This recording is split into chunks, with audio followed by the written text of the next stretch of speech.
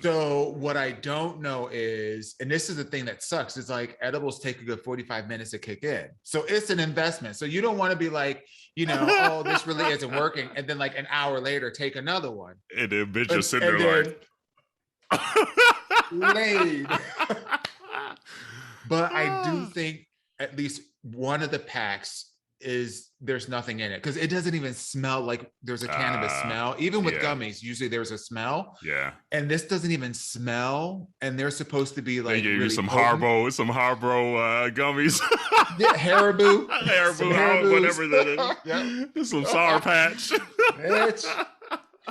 So I'm trying the other stuff over the course of the weekend because I want to see if all the shit that they gave me was bogus, or if just maybe I got a bad batch or whatever. Hey community, here's what's brewing today. Fenty's Bomb Choreo. Bond can still get it. And doing the hey! So get your cups ready for Minority Report.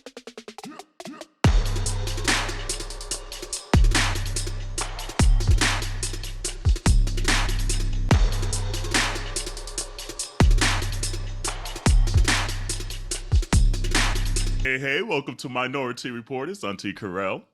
And it's Auntie Dawon. And Auntie Jerrell. Hey, and and before we even get any deeper, go to minorityReport.com and order merch. We have merch now. So I don't know how long in the episodes y'all be listening. So it's like, we're going to get this up front. Go and get some merch. Come on now. Hey, it's cute. I already placed a huge ass order. I did. I bought everything for like me and for the people I know. I know that's right. Look, I bought a blanket. I'm buying a blanket for Fizz's niece that ain't even born yet. I ain't buying nobody else, but that baby gonna know what's up. Okay? That part. All the way to your she gonna be I know that's right. She's gonna be the cleanest baby in your watch. That's all people get for Christmas. Why this baby picking at that in the Budicus? It's like, what is wash your hands, wash your legs, wash your ass? Lebuticus? Lebuticus?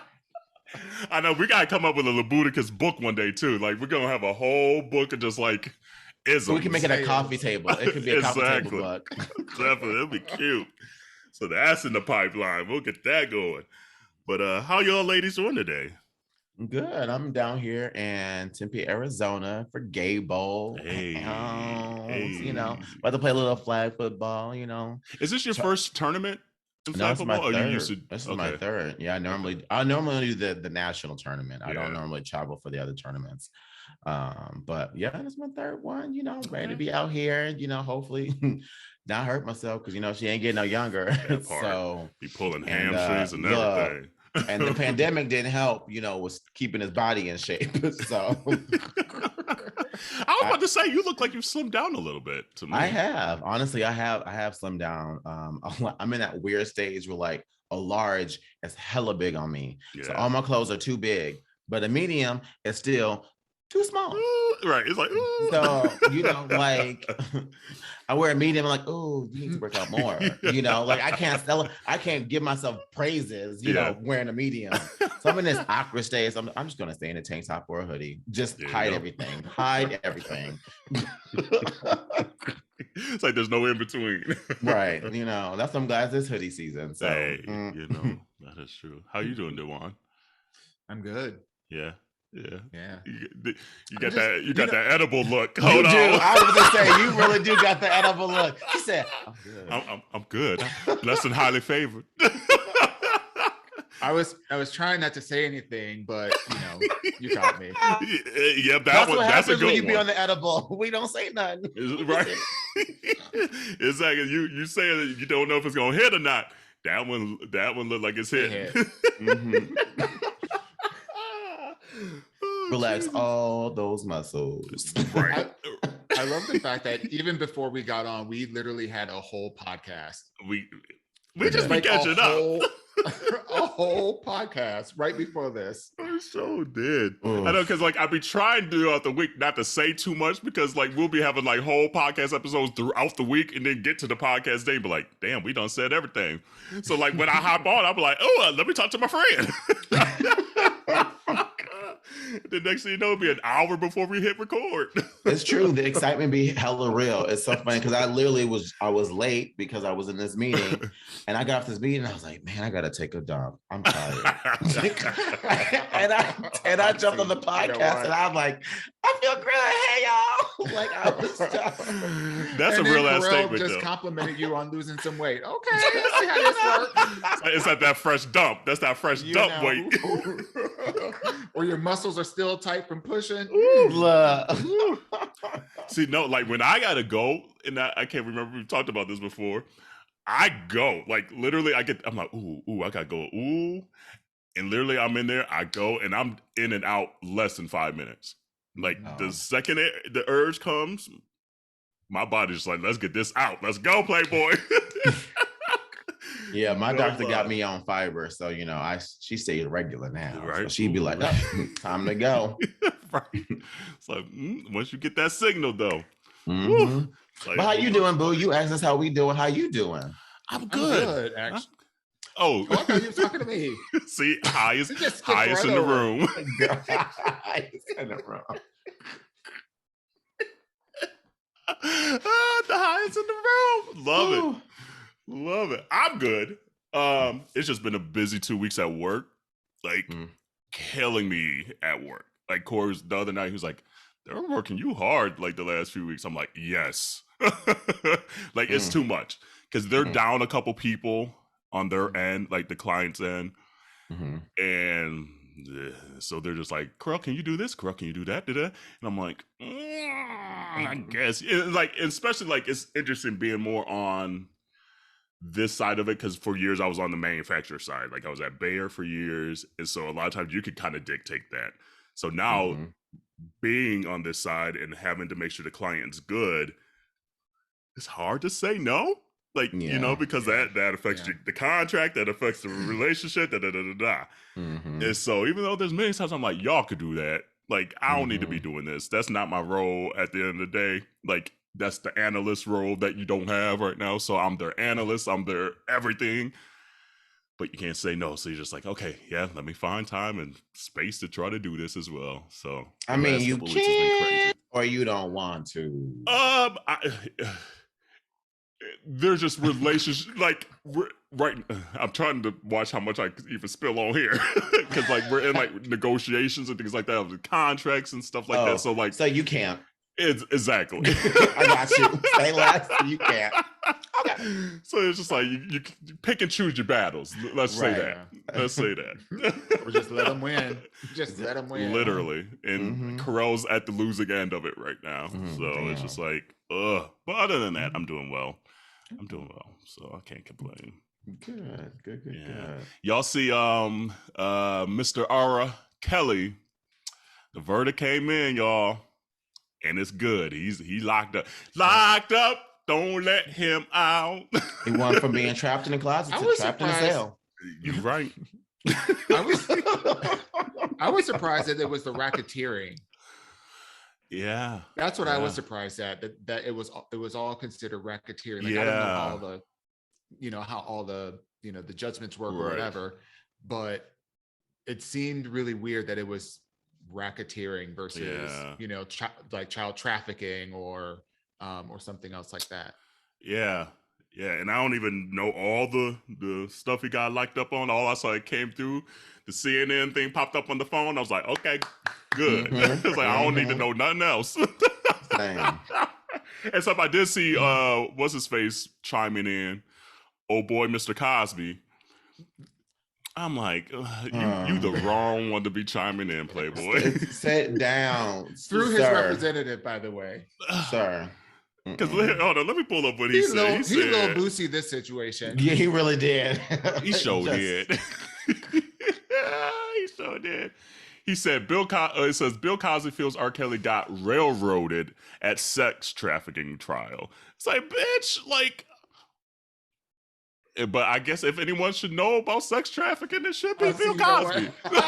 Birds of a feather. Bruh. All I know is I hope that they made sure they did everything right so he don't get out on a technicality like Mr.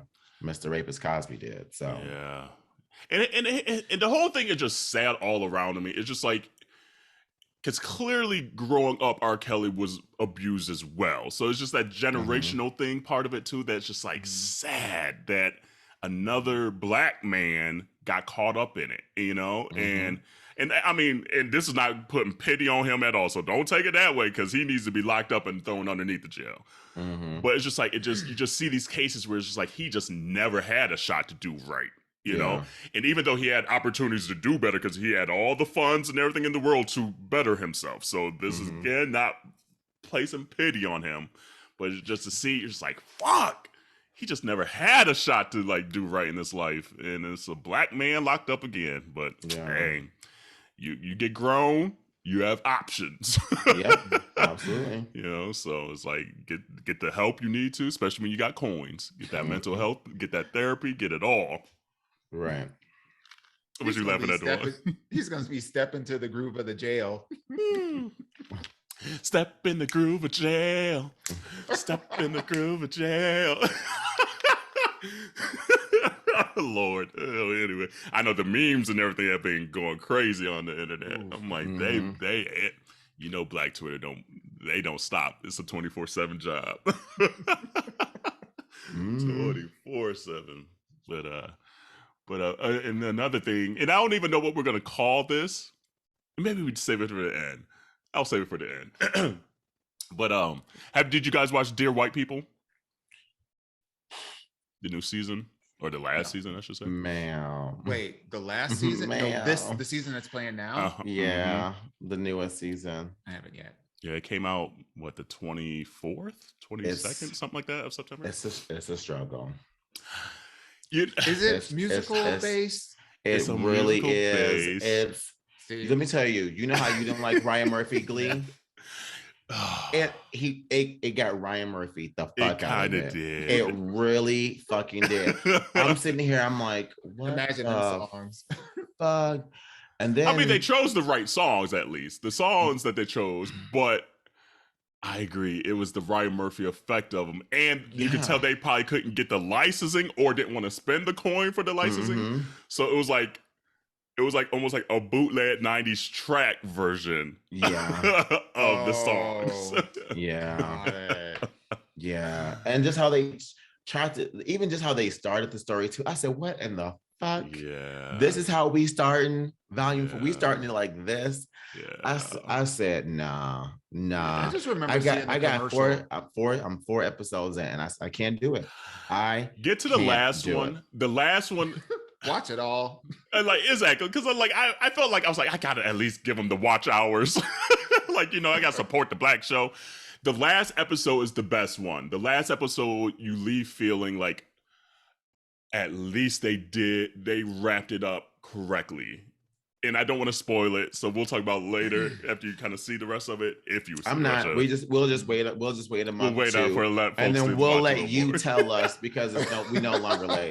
Yeah, because there's a specific thing that they did that if it wasn't a black show would have gone a different way. So, and that was my first thing I told Cora. I was like, I am so glad this is a black show because we haven't seen this outcome ever before. Is it okay? So is the last episode about what they're trying to accomplish? What they talk about in the first episode of like, no, yes and no, yes and no. But there's like almost like a subplot line that comes about throughout the season. Okay. That gets wrapped up, and it gets wrapped up in a black way, not a white way. Okay. That I'm like, thank God it's a black show, because I was sitting there about to get upset. And I was like, okay, I know this is a black show, but are they about to piss us off? And they didn't. And I was thankful because it's something we haven't seen probably on television, quite frankly, from a black perspective. And I'll just leave it at that. Now you got me intrigued. Intrigued, right? But really it's a musical all the way through and through. It's a musical to the end, all the way through. And it's one of those like it's randomly music, and then all of a sudden they'll stop singing. And then sometimes you don't know if it's a dream, if it's real. Like, are people actually singing and dancing right now, or is this them trying to tell a story and they're just, you know, singing in between the dialogue or whatever like that? It's just because I saw but they look good. I will say that though. Everybody looks good. Oh, everyone hell yeah. The costumes, everyone looks great. Yeah, the lighting is still like top notch. They look amazing. They know how to just light Black people up and make them look good on camera. Like, it's great. But I saw an interview with Justice Simeon, who's the writer of the show, and he said he always wanted to do a musical. And it seems like every writer always wants to have at least a musical episode. It seems like par for the course. But they're like, can we do a whole season of musical? And I think what happened when they first came up with the idea, they said was back in like October of 2019. But then COVID hit. So I feel like the original idea and execution that they wanted for it wasn't probably possible due to COVID. So it's just another show that you see they could have waited. The effects of COVID. Right. And so it makes me scared for Insecure. I'm like, are we going to see Insecure in the COVID effect on Insecure? Trailer? No, I doubt it. Oh, the trailer looked bomb. Let me tell you, I felt like 17 different emotions watching that 1 minute and 49-second trailer. Okay, when I tell you, I was stuck. I said, and then I saw Daniel was back. I said, right, guys, get back. They got everybody back. They got Keke Palmer in that bitch too. Palmer up in there. The trailer looks bomb. I just hope that COVID effect is really affecting a lot of shows right now. Where you're just like, damn, you could tell they were stressed for time. They were stretched for ideas. They were like the stress of COVID.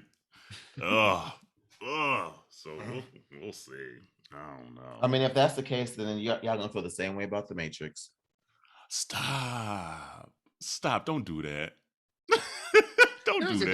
There was a difference between this year's COVID and last year's COVID. Let me just say that. But The Matrix did start during the beginning of COVID, and they had to shut that shit down. Jerrell, don't do that to us. I'm gonna still watch it though. Don't affect me. I'm gonna still watch it though. Be like, right. It's like, come on, Neo. You're still the one. That one. Still the one. You and Yaya. So, don't do that to us. Oh, hell no. But speaking of more even Black TV, y'all see, and I haven't watched Big Brother since like 2002, but they just crowned the first Black winner, at least of U.S. Big Brother, and I'm not sure, maybe it's of the world. I don't know. Yeah, in 23 seasons. Yeah, Xavier he's a lawyer from Milwaukee. He's cute too. Yeah, he's cute. Yeah, he played a good game though, because he went in there acting like he was a bartender. He told everyone he was a bartender because he didn't want people to think he was a lawyer, because then they would really come after him. And he was previously a college athlete as well too, so he looked the part of someone that was very fit and yada. And typically those are the people that go out first. So he did the whole, I'm just gonna play it cool. I'm not gonna play it too dumb. I'm gonna play average. Yeah. You know, and then win when I needed to. And I'm telling you, every time he was up to be nominated, he won that veto. He turned up the athleticism of that lawyer, and he was like, "Boop, not get me today." Not today. Right? And he was bobbing and weaving. So he played. He's the one that deserved to win. Out of everyone on it, he's the one that deserved to win. And I just gotta, shout out to Auntie Shar, for hooking me up, because I was able to watch because of her, So you watched from beginning to the end. Let me tell you, I watched 26 episodes. I was about to say it's a shit ton of episodes. And like a week. When I tell you, I was just like, while I was working, it was just sitting here streaming in the background, like white noise, like Neo downloading karate. Right. Oh shit, he's a bartender now. Right, he's a bartender now. He just got the veto. It was real good, but but still though, like shout out to the cookout though, because they from the very first episode, every Black person was like, for the culture, we're ride or die, but they were smart. They're like, but we can't be seen together, and they all branched out to non-Black folks and made subgroups with other people. And then they just kept, secretly being like, okay, so this was going on. So when there was a target, they went to everybody else. Yeah. And then they got their people to be against that person. So they really dictated the whole thing. I'm here for that. See, this made me want to go back and watch. I don't know. You know how I get torn about like watching that many hours, but yeah. But I love that they did that. I'm telling you. And I'm gonna lie, like the hardest thing was watching like the last 4 weeks last 3 weeks. So they were doing like back-to-back double elimination. So they was getting these niggas out. Like, oh, there's 6 of y'all. Y'all gotta go 2 at a time. Not today. Whoops, wrap it up. Yeah. So yeah, it was hard to watch because you were just like, damn, I want her to win. Ooh, I want him to win. Ooh, I want him to win. I was just, so as a Black person, I was really excited and I started to be torn. Yeah. So even if you don't want to go all the way back, just go back to where it's just the Black folks. Yes. So I can do that alone is like, shit. Because the culture out the door at this point. So, what we gonna do, So, yeah. And I felt myself wanting to play the game even more. Watching them. Would you go? I've always wanted to be on Big Brother. Okay. Always wanted to be on Big Brother. But after the way they played this season, let me tell you, that network ain't never doing that shit again. They played. I bet you they was like, we done fucked up. Here we are trying to be like, Black Lives Matter. Let's add extra Negroes. Especially on CBS. And it's the most money that any prize. It was $750,000. Oh wow. For the winner. It was the most, that was the biggest pot that any Big Brother person won. So it's like, not only do we have more niggas, they got most of our money. I said, brother. Season 24 gonna be a whole change. And here's the thing, you can only almost play that once. Because now it's in the back of everyone's mind for seasons ahead, But I bet you the Black people are gonna be a hell of a lot more popular now though. Hey. Because normally we always out first. It's always the Black folks first, then followed by like the nerdy person, and then followed by like the jock. Do they have the gays on there ever? They have the gays. They normally save the gays to a little bit later because the women tend to like keep them around. Yeah, so they end up.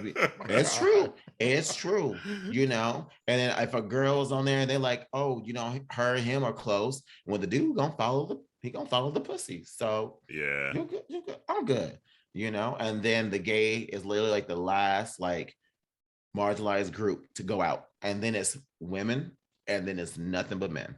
Wow. Literally how white it goes. Men. White men. Okay. Let's be clear. Like I'm trying to. The Black ones are gone first. Let's be clear. Well, I wasn't sure if it was going to be like Puerto Rican or Asian or some other like person of color. Normally it's any person of color first. Okay. Man or woman. Normally the first people out. And then it's like the weird nerdy one that don't say much, that has like some weird quirk about them. Yeah. And then that person's gone. And then it's like the loud person who isn't marginalized that pisses people off. Then it's the gays, then it's the women, and then it's literally most of them. Mm-hmm. Wow. Well, Big Brother is like the TV show within the TV show on Dear White People this season. So it's interested. I saw that. How it tied up together. Mm-hmm. And that's a big plot within actually this show this year in this season. So anyway, I won't spoil anymore. It's worth watching, but again, it was forced for Dear White People. Okay, so I'm gonna watch it. I'm just gonna pop an edible like Auntie Shar did. And I'm gonna sit here and be like, how many episodes are there? It's 10. Yeah, 10 episodes. Season. Yeah. That's why I stepped that far. I was like, I'm almost halfway through. I'm like, you might as well finish it. Mm-hmm. And I would say the second half of the season is better than even the first half. I will say that. Okay. Yeah. Okay. Because I was like you too. Because I was like, fine. Because I got through 4 and got tired one night, and I was like, oh, am I finishing this? All right, community. I'm gonna watch the rest of the season before next episode. So I'm gonna let y'all know if Auntie Henny was still feeling it or it's a boot. Oh man. What else? what's that also? Oh, popular. Oh, did y'all watch? I was gonna ahead. say, did y'all watch Rihanna Savage Fenty? I did. How do we like? How do we feel? I liked it. I feel like I liked last year's a little better, but okay. I was still living my life. Like I love that they got the couple folks from Legendary on there. Mm-hmm. Obviously, yeah, she was killed it. Down. Yeah, gave us a little sublime moment. Mm-hmm. I like that they got the Simone in there, just in her do-rag excellence. Who else? And I just like again, I think we said it last week, or Dawon said it, like just the wide range of body types and skin tones and ethnicities and orientations, and like she's just very good about that. So yeah, I loved it. I thought last year's was a little better. I loved the little Busta moment too. They gave Busta his flowers. Let me tell you, when them homies were dancing during Busta, they were going. And I sat there. I was no longer paying attention to any of the pajamas they were wearing. Yeah, I was just watching the choreography because them dudes were hitting. Girl, I was like, ooh, child, ooh, child. Paris be like her choreography is just so dope to me. Like she's the one that's done all of them, and then she's done so many music videos, and like she did J-Lo's Super Bowl and things like that. So Paris, she's the one from the Royal Family, that dancing group, the Royal Family. Yes, yeah, and I think she's from like Australia. Yeah, originally. She's the bald head and one. she's a little thick. Well, she grew her hair out a little bit. She grew her hair. Like, okay. this little, I loved her being bald. Yeah. It looked so good on her. She looks good with the hair too, because it's kind of almost like a little shaggy, mullety kind of thing.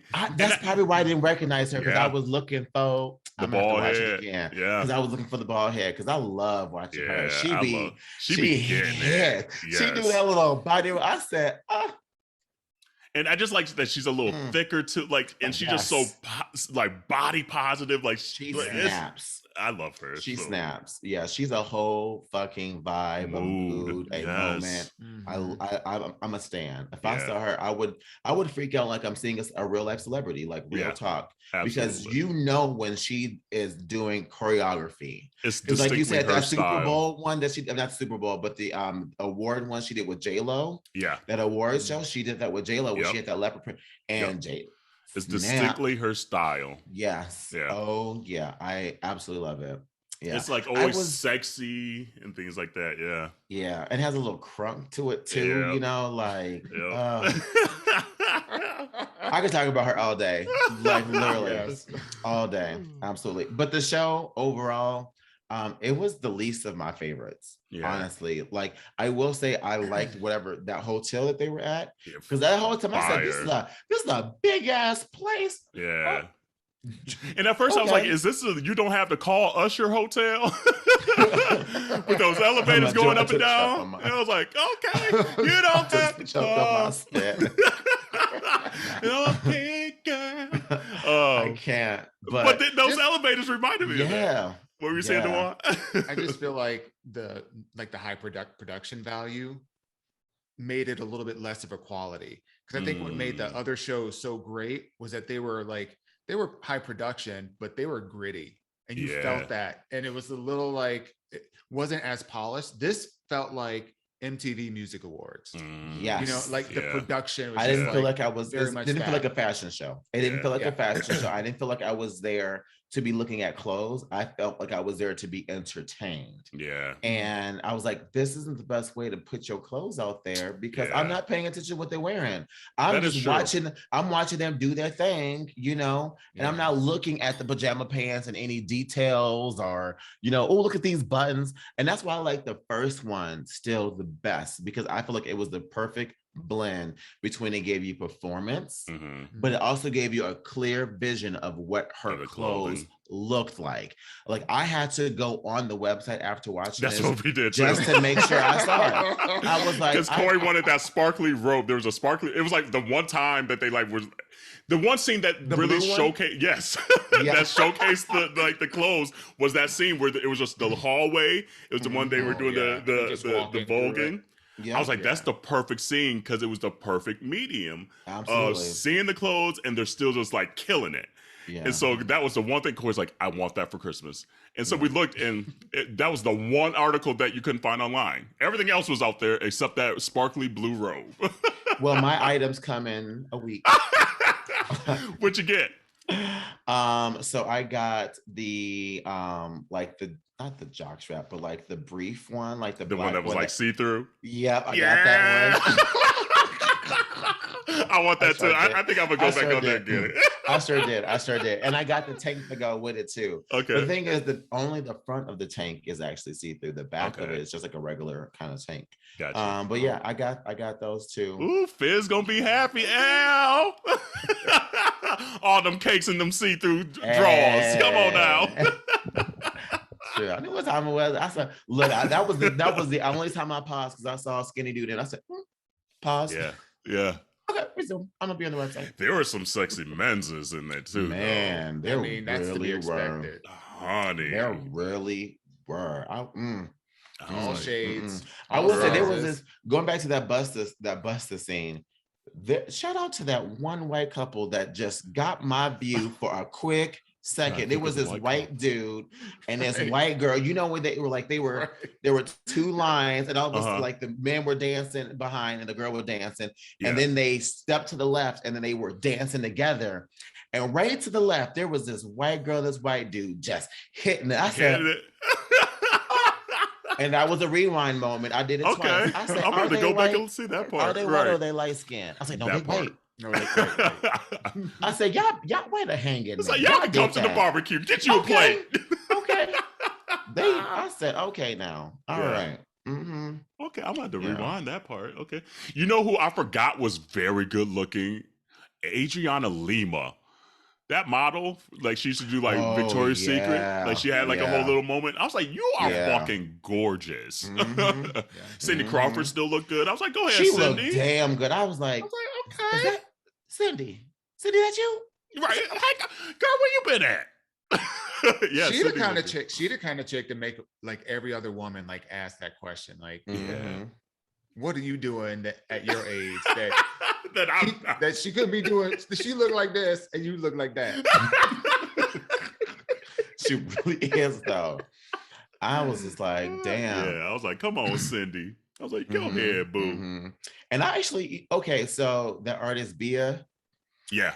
I loved her. Yeah, I loved her. Yeah. She gave it to me a little bit. I was like, oh, this is what I was like missing from Reed. You know, I finally was sitting there like this is dirty. I like it.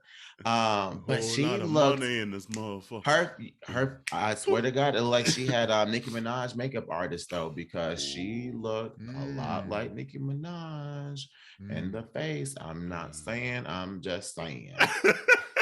Like her and Lotto, like those two and Lotto kind of have a Nicki very even how they talk every time like this. I'm like, okay. It's like, well, you know. Yeah. And hey, Ricky, come get these cheeks. Okay, so what's Ricky next? gets period, point blank, and the period, exclamation point. Ricky can still get it. And you know who else can still get it? James Bond, Daniel Craig. He been getting it. Girl. For me. He came in that pink blazer at the premiere. I was like, this man could get it. Right here, right now. Got you, boo. Yeah. It's like, this white man. That scene with the second one that he did when he comes out the water in that blue Speedo. Yeah, it might even been the first one. Maybe it was the first one. That image lives rent-free in my head. Honey. Rent-free. Okay? Honey. It's right up in here.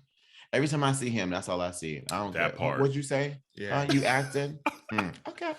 And that cut of that bathing suit, because it was like almost like a square cut. Oh, and all the muscles. I was like, that's a white man. That white man could get it. That's what a whole lot of black people said in this world. They said that white man could get it. Mm-hmm. But I really hate that the media try to make him out to be like some sexist dude, though, by saying, the headlines were saying that Daniel Craig says that the next Bond shouldn't be, the next 007 should be a woman. And I was like, that's not what he said. He was saying that they should write a story arc based around a woman, not making a woman play a man's role. No, give a woman her absolutely due credit. And the whole thing about this character should be for a woman by a woman. That's it. Period. That's it. Yeah. So I was like, y'all playing too much, trying to knock this man off this pedestal because he's too damn fine. Y'all some haters. They hating. There's hateration in this dancery. I said, baby, come over here to my bosom. Come over here. I got you, baby. Right. Come on. Ooh. And the blue eye. I'm like, ooh. Got my fancy panties wet.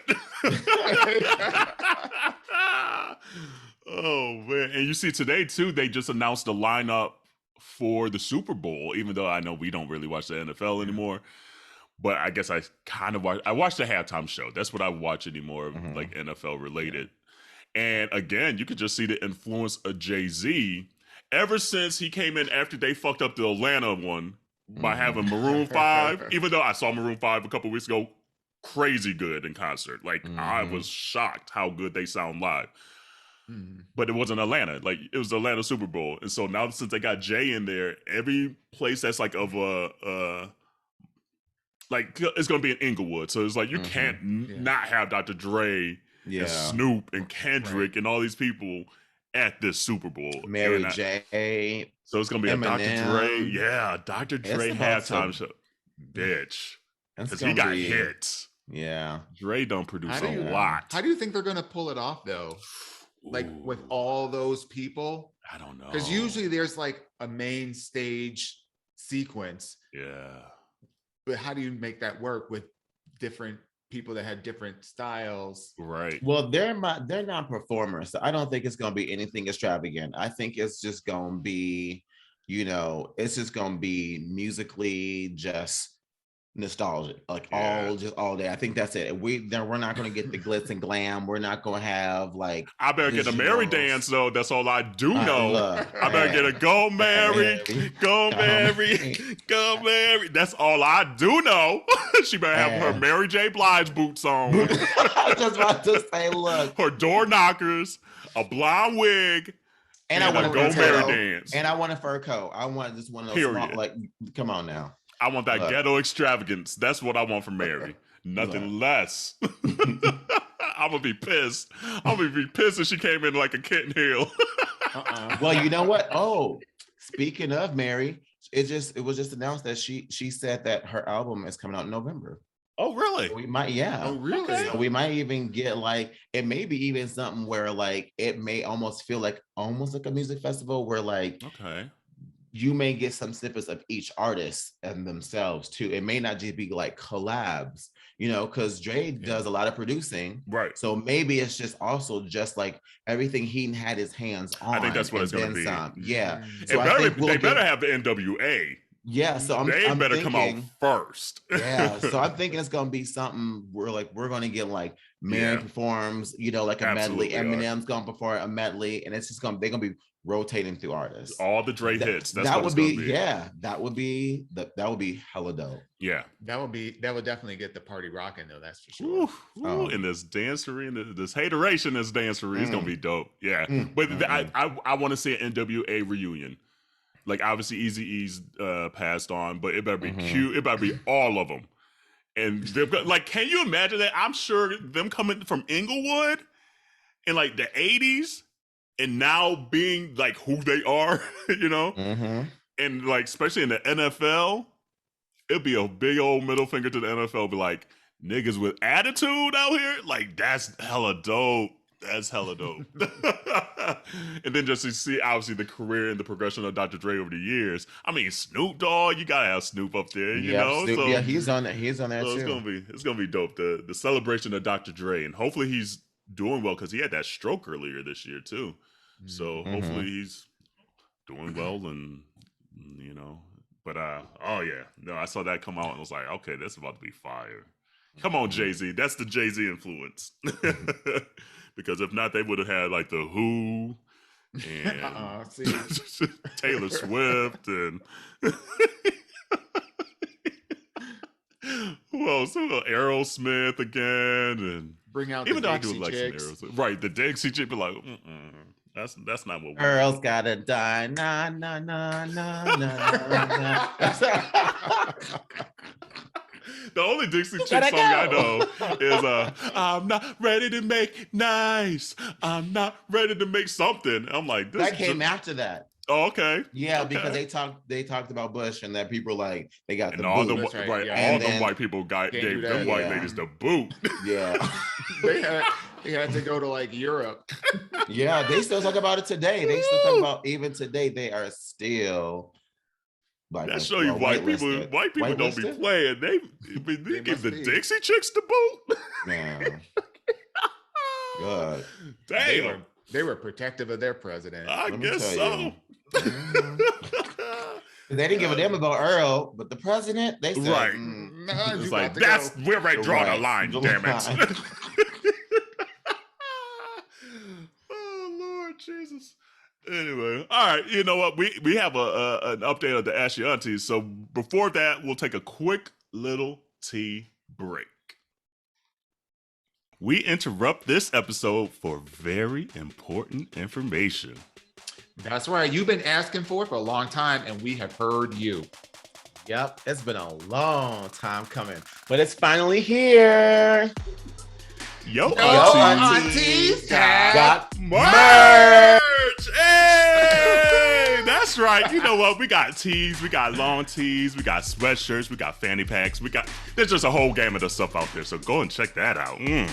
We are so appreciative of your love and support, and we are so excited to launch it. Girl, where can we find us at? Ma'am, they can head right over to minorityReport.com to check out the selection. That's right. That's MINORITEA report.com. Woo! I'm about to go get me some myself. Damn, you know. Now back to the episode. All righty, ladies. What time is it? Ask your aunties. Hey. Dawon eyes are like, girl, they like it's like curtain call. It is it's a wrap. We'll see Dawon in the next episode. I'm telling you, the progression has been hilarious. Even you're laughing, girl. Like you can't even laugh and open your eyes. It's just. Community, this is an episode you need to watch on YouTube. If you have not subscribed on YouTube, this is the episode to do so, just to watch and the she progression. drinking wine. And she drinking wine on top of it, too. She said. She said, it's been a long week, bitch. Leave me alone. Self-care. Look. I know that's right. Self-care. I can't stop laughing. It's so funny. All right. Well, last week, we had an Ask Your Aunties that was asking, and it was a simple one, just like how many chances are too many chances when they haven't even crossed a line. And we're like, okay, we need more information. We gave the best advice and opinion that we could based on it. So we got an update, and it's actually going to be a continuation for the Ask Your Aunties this week. Let's see here. It says, looking back at our Facebook messages, he's been trying to start something since 2009. I didn't break up with my boyfriend until 2011. Attraction is definitely not the problem. He damn near worships the ground I walk on.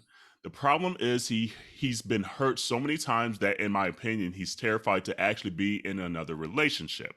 I don't think he's healed from his last breakup a few years ago.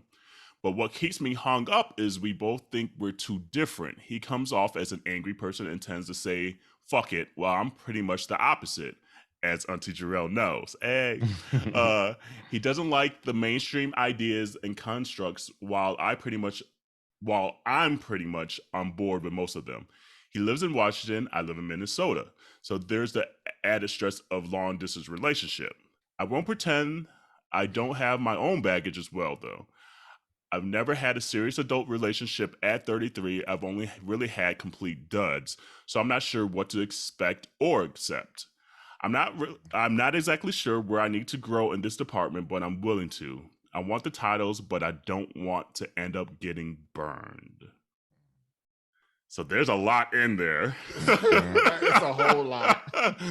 So maybe we start with, okay, he clearly likes her, worships the ground that she walks on, but it sounds like he's a little, maybe has a lot baggage from prior relationships where he doesn't want to get hurt again. What's the advice on that piece of it? How much you go, boo? Oh, me or Dawon? I was letting Dawon go. Oh, okay.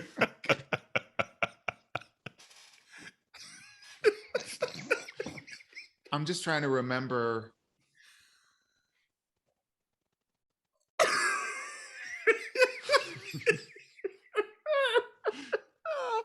Yo, this is so funny.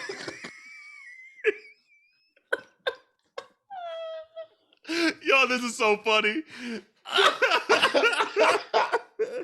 The highest in the room.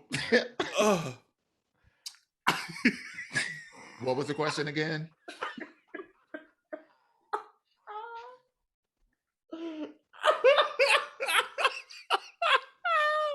Yo, I'm so sorry. This is hilarious. Anyway, I phone a friend. Right. We don't lost Dawon. So what would be your advice? Because it sounds like he has baggage. What would be your advice to help her with navigating just a relationship with someone that has baggage? And it's clear. Right. I think part of it is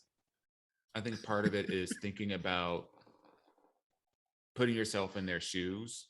Yeah. And like, what baggage are you bringing to the relationship that you may or may not be aware of that they are also assessing? Mm-hmm. Mm-hmm. I think that's a very valid point. I mean, I think it's the easiest way to not I don't want to say stay humble, but just stay aware of respecting or accepting someone that has baggage, knowing that we all have it. Right. You know, because it's very easy to see what someone else is doing and not reflect in that same situation. Like, a lot of people can't do both at the same time. You know, I can only see it going this way, and then afterwards I can only see what I'm doing. And in relationships, you have to be able to see both sides of the coin at the same time, like at the same time. Otherwise, you're going to find yourself going back and forth a lot more, because then you have to break down what they're saying, then go back to what you're saying. You should be able to have that same dialogue at the same time. Yeah, like I struggle because the first thing that pops in my head is hurt people. So it's just like, I hope he would want to at least take the time to like heal that part, or at least show the steps that he's willing to take that part. Because if he's just kind of like, fuck it, when things get down and rough, because it's going to happen. Every relationship has these ebbs and flows, and you just don't know what life is going to throw. That might be triggering for him in the moment, and you over here like, hold on, life is hard. I need you. I can't have you be a trigger right now. I need your help. Mm-hmm. So it's just like, so that's the first thing that pops in my head, and so it's just like, I hope he's willing to, like, whatever it needs to be, work on that part of it, because like Jerrell said, we all have baggage, and this person admits it in the letter as well, that they might have baggage as well. We all do. So it's just like, that's the first part for me. Second part is like, okay, he's at least maybe showing aspects that he was tempted to get into a relationship with you if he worships the ground you walk on, you know? So it's one of those things that maybe you just try it and see what happens, but at least from the get-go, have the conversations knowing that he has had bad relationships. Because I get from your end the fear of being like, hey, I haven't really had a good relationship in my adult life, and I'm going into a relationship with someone that has baggage. That might be a moment to pause, and I get that. But if he's willing to just show aspects of it, he's willing to work on it, maybe it's worth trying at least, or at least having the conversation up front. Be just as honest as you are in this note to us, to him. Yeah. And addressing the fears, addressing the things that you need from the upfront. Yeah. So now I'm just trying to think, I'm like, where do we go from the next part? What's the next part you were gonna say? He's terrified to be actually in another relationship. Let's say, but what keeps me hung up is we both think we're too different. And that's the part I don't really kind of get, because he comes off as an angry person, tends to just say, fuck it, while I'm pretty much the opposite. And he doesn't like the mainstream ideas and constructs, while I'm pretty much on board with most of them. So for me, it almost sounds like he's open to like maybe open relationships and things like that, while you're kind of maybe a more mainstream relationship kind of person. Is like, I guess kind of right. That I got more from that he's more of like a short-tempered and don't want to go through like the typical hoops and loops that so and so what you need to do in a relationship. I think he's like, I don't like the construct of today's construct of what a relationship is. I like for it to define on my own terms. And I think from what I've gathered, I think he's more of the short-tempered. Because a little bit about Didi, she's a communicator. She likes to talk. And I think he's very more on the opposite end of the spectrum, like the complete opposite end, where he's like kind of like that old school dads, uncles who sit there, they don't say much, they sit there, but you'll hear their that scares me, man. Yeah, because that shows he might not be willing to do like the therapy and willing to like unravel some of this emotional, it sounds like, pain that he has. Because if he's short-tempered, I got time for those short-tempered shit. Like, like, and that's just for me. Because I'm just not built that way. So for me, I'm like, I don't know if I got that energy in me to deal with that. Yeah. And it sounds like he's not willing to do the mainstream ideas and constructs of working on yourself. And that's the part that got me. That's the part, and I would just say this to anyone, truthfully, the moment you notice that one person views a relationship different than you, and when you put them together, it's less than how you see it. You have to automatically adjust. You cannot have the expectation for them to change and raise, because now what you're asking that person is to do twice as much the work in the relationship, because you're already talking and you're already pouring in, you're already doing things that you typically don't do. And now you're being asked to meet someone at their level. Yeah, that's hard. It will be easier for you to go down a notch and play it cool, and then help them think that they're going in the right direction. Just lead them, guide them a little bit, because if you give that expectation of this is what I want and this is where I need to be, which is, there's nothing wrong with that. But if you're trying to make something work with someone that is different than you, and it requires more work on their end, you have to have an unlimited amount of patience. Because it's no longer about your time. It's about what you want, but what you want has to happen on their time. And that is not on them to move at your pace. Oh, see, I almost struggle with that though too, because it's just like, especially at the age of 33, because it's just like, how much time and patience do you have? That's the $1 million question. That's the $1 million question. Because it's just like, high risk, like, is it high risk? Is it high reward? I don't know in this case, personally. Like, it sounds like high risk, bitch better run.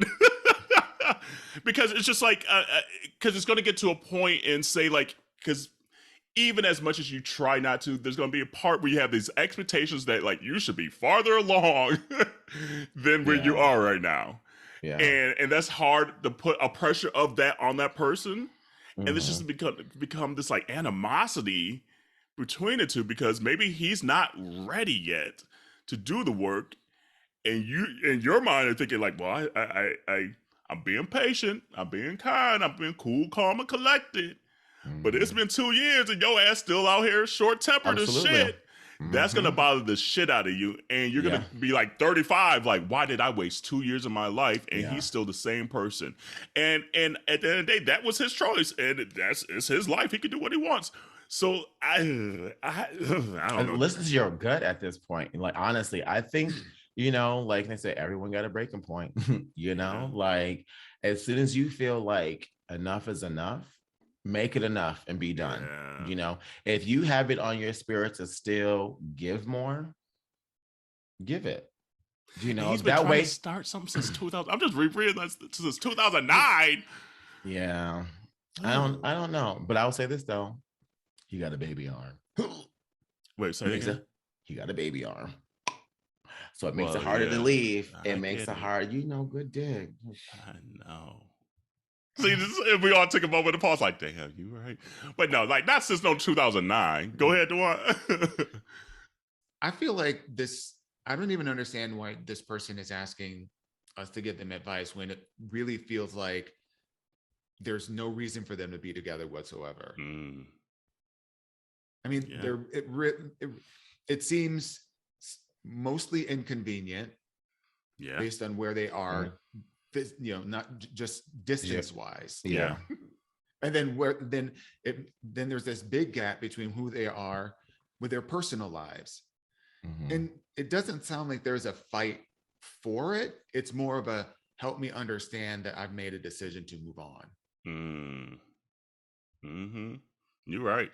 Because everything she's kind of put in this letter is almost her spilling her gut out. And then the mental part of it is just like, but I kind of like this guy. I care for him. I don't want to leave him hanging. He's got a baby arm, so the dick is good. He got a cute penis. I get it. But everything, I agree with you, Dawon. Like everything from the last week's initial question to this week sounds like you know the answer. And maybe it's about making that list, a comparison list, you know, pros and cons. And no, a good penis is not 10 points. You know, right. Each line written down is one point itself. Okay. That's it. That 10 points for Gryffindor. Yeah, because long distance relationship, I've done it. It's hard. It's really hard. You gotta be committed, and you gotta feel the commitment. That part. Yeah. And you won't feel the commitment the entire time. There's gonna be days where you're like, I don't think this human being cares about me, and we're loyal, and I don't know what they up to. They don't know what I'm. It's a lot. It worked out for me. I'm married now. I told Corey, I was like, I would never do that again. Yeah, because we made it by the skin of our teeth, literally. Because it's so in both sides, not just for me, for him, it was hard on, you know. So I mean, relationships in general are work. Like, even if you live across the street from each other, our relationship in general is work. And when you add the distance and it takes away certain things that allows you to easily pour into a relationship, you really got to be on your P's and Q's on a long distance relationship. Like, you have to be all in, and second guessing is not a way to to make a long distance work. That's especially going in second guessing already. I just, you know, friend zone, you know, put it on the back burner for now, and you know, revisit it, you know, when y'all in better situations. Especially when you say, I don't know what to expect or accept. This is not the expectation, and you shouldn't accept this. Point blank. That's my opinion. True. Because you remember, you are like everyone, you deserve the best. You know, you are worth it. And nothing about a relationship should be settling. You know, you compromise, but you should never settle in a relationship, because the compromise is making room for both people to grow. But as soon as you are stunting and shorting yourself, and you are doing more and bringing more to the table, absolutely, you're doing too much. That's in a relationship. You could be by yourself, continue to be single. And that would probably be another thing, you know, like if everything that you do in the relationship is no different than being single, choose being single. And find a good dick in Minnesota. There are plenty. I'm sure there is. Get on what's the straight version of Scruff and Jacked and all that? Tinder, there we go. Get on that. Find you some good dick in Minnesota, because I mean, Tinder's really gay now. That's how we is it? That's really, it's hella the good. gays on took it over. That's really good. Really good. But yeah, it's not worth the dick. It's not worth the short temper. It's not worth the long distance, especially since this is going since 2009. Yeah. That's a long ass time to be trying to wait for someone to do better and want to be better. So it's gonna hurt you. Like, I know that's a lot of time potentially of envisioning what it would be and things like that. At 33, hun, it's time to move on. And yeah. It's gonna be tough though. Go ahead and cry, and it's okay to cry those emotions out. I get it, but I feel like that there's red flags just based by the way you've written this week and last week. Yeah. And the best way to get over someone is just to pour in yourself. To get under I'm just saying. That too. Not get under someone else. That too. I'm not opposed. I am, spread like butter. Hey. But that's a form of pouring it back into yourself. Ooh. Okay. There's so many things I could say. Maya Angelou. Right. Well, I appreciate you being so vulnerable on this one and sharing it and willing to say your name and all that stuff.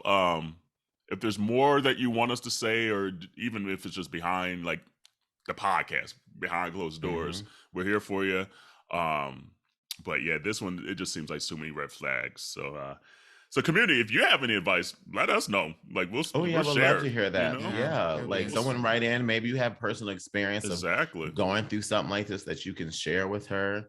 Because that's what makes the community, what it is being able to share our experiences together, just like while we're here every single week. And whether it worked out, cool. How did you make it work out? Like what were the roadblocks and challenges in that? And then if it didn't work out, what were the roadblocks and challenges in that? So share the wealth of knowledge. And continue to hit us up at aya@minorietyreport.com or DM us at Minority Report on IG and TikTok and MT Report on Twitter. And again, we have merch at minorityreport.com. Y'all see on Red Table Talk how they're talking about the Brazilian butt lifts and how, the last decade or so, it's been like a big plastic surgery thing, but now they're really getting it out there just because it seems like everybody and their mom is getting it, but how dangerous it is to get a butt lift. And I haven't watched the whole episode. It's the highest risk surgery, plastic surgery that there is right now. Yeah. It's crazy. It's crazy how growing up, big butts weren't the thing, even though growing up, all the black women. I was about to say, but even then, a lot of black women they enjoyed their bodies, but they're like, oh, but if my butt was just maybe a little smaller, you always kind of heard these little tidbits here and there, but they're like, it is what it is. Now everybody wants that. Even black women wanting even bigger butts now from the butts that they already have.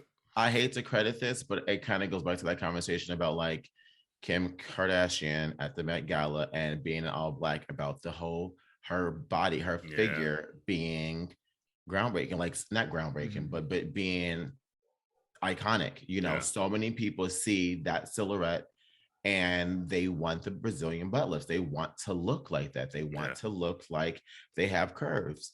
Because remember when they were saying J-Lo had too big of a butt, and we were like, that's a normal butt. That's what we see at home. Every day. Yeah, absolutely. And, but we've seen the before and after pictures from when Kim Kardashian was Paris Hilton's assistant. Yeah. And how a mess she looks like. You don't just wake the fuck up and look like that. I'm sorry. No. And that whole, they had to play in the season, Keeping Up with the Kardashians. I've never had any operations. Bitch, shut the fuck up. It's I know it's your own fat, but it's just, your fat didn't magically reposition itself. Okay. I was like, Dr. So-and-so helped reposition that fat for you, boo. Right. So I get it. And being someone who has a booty. Yeah, you do. I do like being happy. I love feeling happy and being like, I don't have to worry about that. So don't. That is a true ass statement, y'all. I finally feel like I fit in. I was like, okay. All natural, honey. Right? Boom. Boom. Yeah, I'm glad that like Jada, especially like Jada and Willow, because they are more of a petite, slender frame. Talking about, and even they talked about, at least in the trailers I've seen, the temptation for them to even try to, go. I don't know where they would have got fat off of their body to repurpose, Right. but even they felt the pressure. It was just like, oh man, this is the thing. Everyone's got one. Like, what can I do to try to improve? And whether you're a celebrity or just like a day-to-day life, everyone kind of has those pressures where you're like, oh, I wish, like, especially in gay culture, oh, I wish I had that body type, or I had this, or my dick ain't big enough, and this and that. It's just like everyone feels these pressures, and it's kind of almost sad. It's just like, keep your coin in your purse and just rock what you have, And it's not to knock people that get it. It's like, if that make you happy, be happy. But don't feel the unnecessary pressure to try to look like somebody else or to be somebody else just because it's hot now, because 20 years from now they might say we want a skinny ass again, and now you're stuck with this either silicone or butt lifts and things like that. I mean, never coming out. Right. Like when you go to the grave, I saw a meme, like when you go to the grave, like the skeleton, and there's just like implants sitting on top of the bones. They don't decompose. They just sitting there. And I said, damn. Right? Damn. But like to be 100% transparent, I was actually just talking to one of my good friends, Justin. Hey, boo. Hey. Who actually is over here in the other room with me playing football this weekend. Hey, but Justin. like literally, like before, like my meeting, like an hour ago, we were talking, or I was admitting that I do suffer from body dysmorphia. Like y'all know, I've been intermittent fasting, I've been working out and stuff like that. But the truth is, back in 2015, 2014, not even 2014, that's 2013, I was probably like 165 pounds. Like I was tiny. I was tiny and just cakes. Just like tiny and cakes. But like Wendy Williams. Right. But at the time I had this, this negative conception of what a twink is in my head. And so I was running from that. And I think that kind of jump-started my body dysmorphia, because I was like, I don't want to be called a twink. Like, I'm not into a lot of glitter. I'm not into all this other stuff. Like, there was just these underlining, perceptions that you had of what it meant. Yeah, that I had to work through, know. But also when you are paying attention to the queer community, like when they say twink, this is the image that you see. And I'm like, but that's not me. That's not who I am. Yeah. Because they associate the personality with the body type. Just like a person being tall, they're like, oh, that's a tall man, so he's automatically a top. Like it was like when people put you in a box based off of your body type, it really, really irritated me, and it hurt me because it was based off my body and I had no control over it. So I literally stopped working out for like 2 years so I could gain weight, and I fucked up my metabolism. And then I became, like, fast forward, like 7 years later, like 220 something pounds. And I was like, holy fuck, how did stop? Yeah. I felt like, Violet from, from Willy Wonka just kept, you're telling boo, Violet. You're turning blue. Imagination. But, and then I felt myself being like, oh my God, now I hate how I look now even more. There was nowhere from when I was where I was at 165 to now did I ever one single time felt, damn, you look good. And that's when it hit me. And now here I am trying to chase something else again. I'm like, damn, you just need to be happy with what you got. But it's a very hard thing to accept when what you're seeing in front of you every damn day don't look shit like you. It is so hard to just continue to be your own cheerleader. But I had to come to the realization that at the end of the day, it's the only body I got.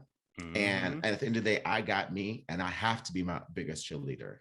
If everyone else abandoned me in the world, I need to be able to still uplift and carry on with myself. Yeah. And it took a lot of work to get there and some antidepressants. But I finally got into a place where I feel good about my body, and I'm not chasing an image. Yeah. But it's hard. It's really hard. Like, I don't think I've ever really had, like, I mean, there's times where I guess there's like certain maybe numbers on the scale that I feel maybe most comfortable in, but I feel like I've never really had too much issue with my body. Thank God. Like, you know, that's something I've never maybe chased the image of somebody else in a way, because I'm like, I ain't got the time. I don't know, you know. It's like, it's just like, I mean, yes, it'd be great if I put on a little more muscle, and there's things like I want to kind of do, but it's not because I'm doing it because I want someone else to approve of how it looks. It's just like, oh, okay, maybe I don't want my belly out this big today, you know. So let me cut down all these tacos and shit, you know. So it's kind of moments, maybe more moments like that. But it's just interesting. Like, I've never felt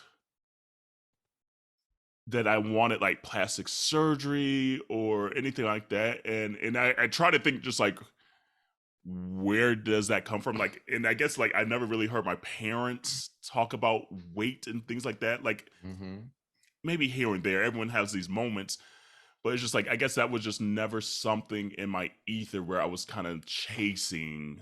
I mean, I was even that Black, gay, queer young boy, like chasing, again, what you see in queer culture a lot, which is a lot of white gays, and like wearing contacts, you know, and trying to shop at the and like color contacts, you know, rocking like the gray and like the hazel and stuff like that, like trying to be unique and trying to like stick out as much as possible. It's hard once you're in that train to get off. It's hard, and I can't say that getting on the train happens the same way for everyone, but when you're on it, the only way to get off is by you choosing to get off and being cool with like what you like, you know. And that's probably the hardest part, is just like, because there are maybe like clothing styles and things like that I'm like, oh, I like that, and sometimes you're just like, oh, do I like it, or is it just because that's what everyone's rocking right now, you know? So maybe that's probably over time something that I've had to adjust and look at. But I also the body think about stuff, like, not too much. I also think about other things else, like other things that I bring to the table as well. You know, like if you're not happy with your physical or like how you look, what are some other things that you know that you are great at that you can also be like, well, guess what? I may have this, but guess what? I got XYZ. Like for the longest time, I was like, you know, I got ass, dick, and personality. Ooh. Check me, boo. There we go. There we go. What? And that sounds like another Leviticus chapter. Check me, boo. I got ass, dick, and personality. That ADP. Bitch, I'm dead. Yes. Oh Lord, oh God. But yeah, like I mean, community, if you want to get plastic surgery, if you want the butt lift, do you at the end of the day. But don't feel like the pressure of trying to look like what society is saying, because that shit changes all the fucking time. And once you do that, you'll never, it's like an unreachable goal, quite frankly. Like, because the trends and the looks and everything change so fucking much. Let somebody come up tomorrow. Let like someone be like, oh, big butts, especially like a white person or something, be like, oh, big butts are gross. And that'll be the next trend and phase that everyone's chopping their asses off. And, you know, so it's just like big ankles. Get cankles and shit. You imagine? You know somebody into it. You know there's somebody already into it. You know it exists. And that's the thing. There's people are into everything. So find the person that loves you. You know, and like Corey, like I personally maybe like, because I just know a lot of my weight goes to my stomach. So if I did have an image thing, it might be the stomach area. But Corey loves Corey. He's like, don't lose no more weight. He's like, I like that, and so I'm like, oh, okay. I'm glad you love it, boo. You know, let me give you some more of it. So it's just like there's someone out there for you that will literally love you for your body type, what you have, and it'll hopefully put a lot of those I don't know, for lack of a better word, insecurities and things that you potentially might have on yourself, throw it out the window, because we only have one life. Obviously, you want to stay healthy and things like that, but love the body in, because it's hard to get another one. And if you do, you're paying a lot, and you might die on the operation table. So it's just like, shit.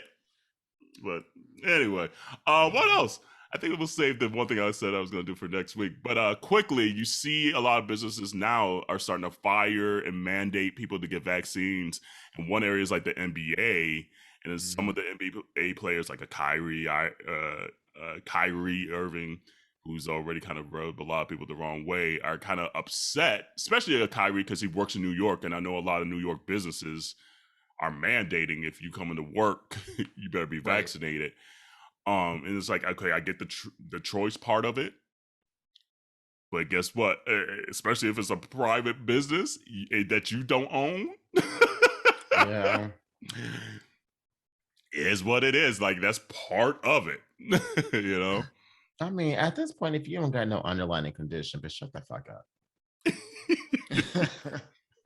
Especially like athletes, I'm like, you literally have the best trainers, the best doctors. You got everything. The money, you got everything. Like literally, everything is. It's not about research anymore, because you really got ain't. access. We didn't see niggas get their ACL blown out in week 1 and then come back if the team make playoffs, like fucking conference finals. And I'm supposed to be like season-ending injuries, so I don't want to hear nothing about maybe 6 for 2 weeks. Suck at it. Ooh. Ooh, hopefully a pretty one. Yeah, like it's. I mean, I get the sides of it. My body, my choice. If you're gonna say my body, my choice right now, you better say it about abortion and all. My business, my choice. My business, my choice. But exactly, if I'm the owner of a business and I want to keep my business profitable and keep my people from getting sick potentially, I'm going to do what works for my business at the end of the day. And you, at this point, sorry, you're replaceable. But a lot of athletes have to remember, and I hate to say it, but y'all are investments. Y'all are investments. Literally. You aren't in 100%. Control. You are the monkeys jumping through the hoops. Like, I'm sorry, but you're not the ringmaster. Not the monkeys through the hoops. But honestly, and it's just like, and it's your choice. If you don't like the rule, you don't have to play. Right. Take your millions, go start your own business, and do whatever the hell you want to do. And that's the option. And yes, it sucks. Yes, I know you still want to play and things like that, but you can have your cake and eat it too. You can have your cake and eat it too. That's not how it go. Give me all these millions and let me do whatever the fuck I want to. No, bitch. And plus, especially with the NBA part of it, it's like, you've been out, you didn't make the playoffs. Like, so you've been known since March what was about to happen. And now that the season's about to start again, now you want to say some shit? Nah, you have months. And let's not talk about that free money you got during that COVID bubble season that was half-assed. And all the money you got doing that. Stop. So you're just selfish. You're just selfish at this point. You ain't thinking about nobody else but yourself and what you want to do, and you're not thinking about the big picture. I'm sorry. And then show me the research that you're talking about. Then where are these studies that, like, now that you're a scientist, let me see these studies that you talk about. These research. I'm tired of people saying the research. Bitch, show me the receipts. I'm waiting. And not Google Sheets, please. Okay. As long as rich, I've said it before, as long as rich white ladies are getting these shots and boosters, Kerel is going to be getting a shot and a booster, because you ain't leaving me behind. They know something. Y'all done left us behind for centuries. They wouldn't be giving it to the rich and all these people that make all this money, the famous people, if it was going to take all them out, bitch. Nope. You know they selfish as hell. You ain't leaving Kerel behind. And miss me with that. Well, they getting a certain, you don't know what they're doing for the ones that go out to everybody else. Miss me with that. That's not how that shit works. That is absolutely not how that shit work. It ain't like a picture of Kool-Aid, bitch. Oh, no. You just can't add sugar here, take out sugar. No, bitch. Once sugar in there, it's in there. You can't take it out. Molecules. Oh, no. Research. My bad. You're right. My bad. So, I mean, do you? But at the end of the day, even anytime we make decisions for ourselves, there's always pros and cons and collateral damage for any decision you make in life. This just happens to be a big one. And you want to throw a tantrum. It's what it is. You made your decision, they made theirs. Yeah. So be it. So, I mean, we'll see. But it's just interesting. Yeah, I saw like even the hospital too. Like I think they fired like 175 of their workers that didn't want to get vaccinated, and they're like all up in arms. So I'm like, you knew the rules. You knew. Like you had a heads up and everything. You had a deadline of when you needed to have at least your first shot. Yeah. And it's like, and it doesn't make it less hard to take. It doesn't make it less like you might feel like it's not fair. I get it. But if you in the hospital and you see this shit, why wouldn't you want to take it that much more? Like you on the front line, you see this shit. You see firsthand the people going through this, the families that have lost people that didn't get to see their families pass away or any rest of stuff. And you still refusing. How do you even have a job? And it's free. It's and this isn't the only vaccine that they're required to take. Like you have to have a flu vaccine. You have to have a flu vaccine to work in a hospital. And all the times in school, we had to get like chicken pox. We had to get meningitis. Like I don't see y'all. Okay, don't get a meningitis shot and see what the fuck gonna happen. Like I don't see this uproar. I still had. It was like 4 years ago. I got my last hepatitis shot. That shit hurt. Yeah, it does hurt. That shit hurt way more than the COVID shot, girl. That part. My arm was like, I feel like Jim Carrey from Ace Ventura. Yeah, the tetanus shot hurts worse than the COVID shot. Girl. Tetanus shot be like tetanus shot is the worst. You be like, what the fuck? That's the one that I want to see the research on. What the fuck is in this tetanus shot? Shooting in titanium or something. It's like, because my arm hurt. So yeah, so I mean, do you? But there's always consequences when you do you. Good, bad, and indifferent. And people, just like it's the same thing. Do people. No, the consequences to doing people. Yep, it's the same. Fuck around to yourself and fuck yourself over. So, ooh, but if you could, never mind. I'm gonna shut up. Community, stay safe. Dawon, we'll see him next week. When she come back from orbit, look, because she feeling good right now. I'm gonna need her to burp like Charlie to come down from the ceiling, girl. Where she gonna come down? Ooh, Lord. And wash your hands, wash your legs, wash your ass. We'll see you next week. Bye, y'all.